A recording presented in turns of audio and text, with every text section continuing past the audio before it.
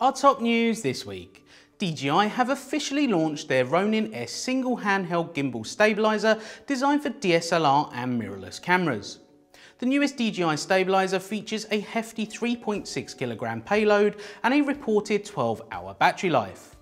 The Ronin-S also features a slanted back motor providing an unobstructed view of the camera LCD display, whilst the newly added focus wheel provides focus control for various compatible cameras and lenses.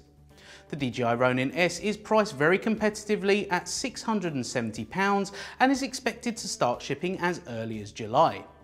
For more information and to place your pre-order, check out the link below. Anton Bauer are debuting their newest Dionic XT range of batteries at the Cine Gear Expo in Los Angeles.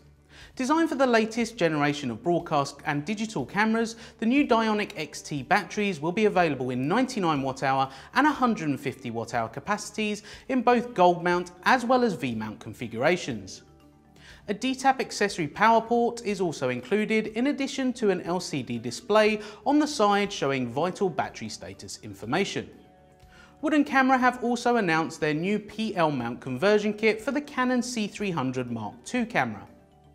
The mount conversion can be done in a few minutes, and Wood & Camera will provide all necessary tools. The PL mount kit includes a PL cap port as well as the mount itself, and it's made out of high quality aircraft grade aluminium. The modification is reversible, so if you want to go back to the original EF mount in the future, you can do so easily. One thing to note is that the PL mount removes the electronic connection to the lenses, but this functionality is restored once you revert back to the EF mount.